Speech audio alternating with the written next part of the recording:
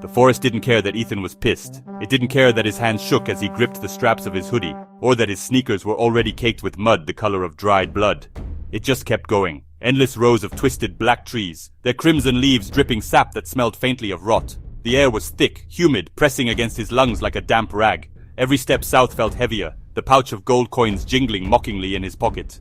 10 pieces. That was his worth to them.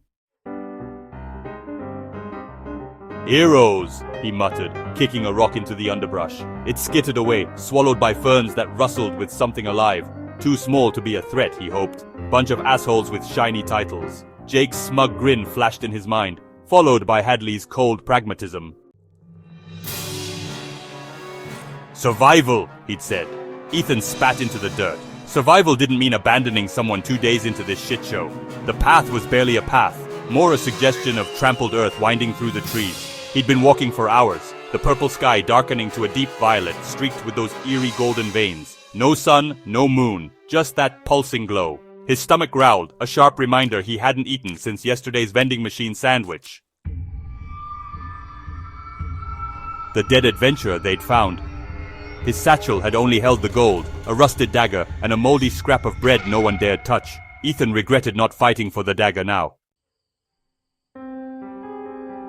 A sound snapped him out of his brooding, a low guttural croak from somewhere to his left.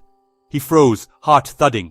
The forest went silent, the rustling leaves stilling as if holding their breath. Slowly he turned his head. Through the trees, maybe 20 yards off, a shape moved, hulking, hunched, its silhouette jagged against the dim light. It croaked again, wet and phlegmy, and Ethan caught a glint of something long and sharp dragging behind it. "Shit!" he whispered, ducking behind a tree. His pulse raced, sweat beading on his neck despite the chill. He didn't have a weapon, didn't have a plan. Just 10 coins and a class no one understood. The thing shuffled closer, its steps heavy, squelching in the mud. Ethan peeked around the trunk. It was a monster, had to be. Taller than him, its body was a mass of slick greyish-green flesh, pocked with oozing sores. 2 stumpy arms ended in claws, and a tail, barbed and glistening, swished lazily behind it. A pair of bulbous eyes swiveled atop its head, scanning the forest. Name Mirelurk Skulker, Level 3, Threat Moderate. The system's voice didn't return to explain, but Ethan didn't need it to. Moderate or not, that thing could rip him apart. He pressed himself tighter against the tree, barely breathing as the Skulker lumbered past. Its stench hit him, rotting fish and bile, and he gagged silently, clamping a hand over his mouth. It paused, head tilting, then let out another croak before trudging off into the gloom.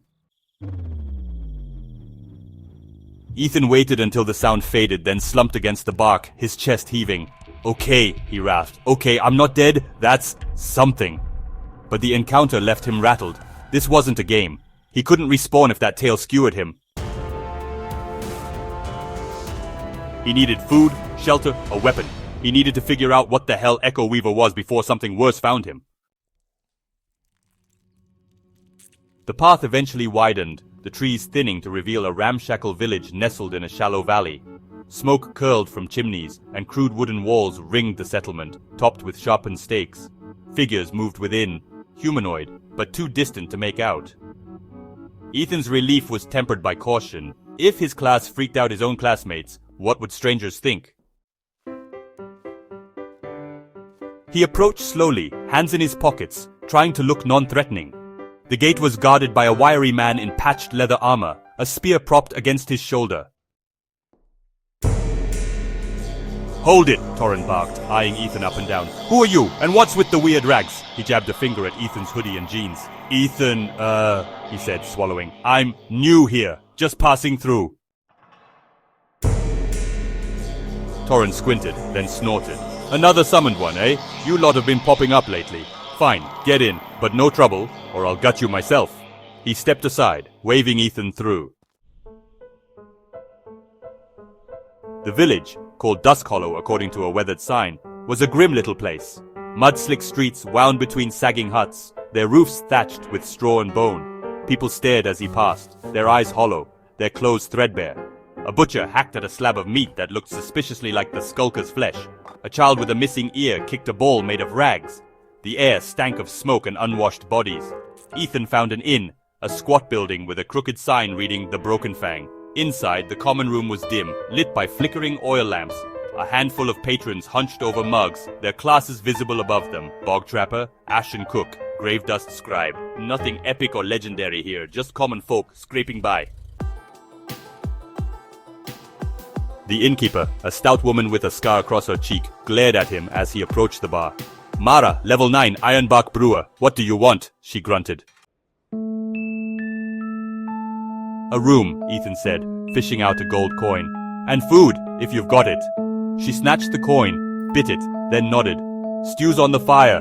Room's upstairs. Second door, don't piss on the floor." She turned away, barking at a skinny boy to ladle out a bowl. The stew was grey, lumpy, and tasted like regret, but Ethan shoveled it down anyway, the warmth easing the ache in his gut. He sat alone in a corner, listening to the murmurs around him. Talk of monsters, of a wraith file stirring in the north, of summoned heroes passing through weeks ago, none staying to help. Bitterness laced every word. Upstairs, his room was a closet with a straw pallet and a cracked wash basin. He locked the door, sank onto the pallet, and stared at the ceiling. Exhaustion tugged at him, but his mind wouldn't settle. Echo Weaver. The words glowed faintly when he summoned the screen again, taunting him. Unseen resonance, thread of echoes, locked, useless. He was drifting towards sleep when it happened. A faint hum, like a tuning fork, struck deep in his skull. His eyes snapped open.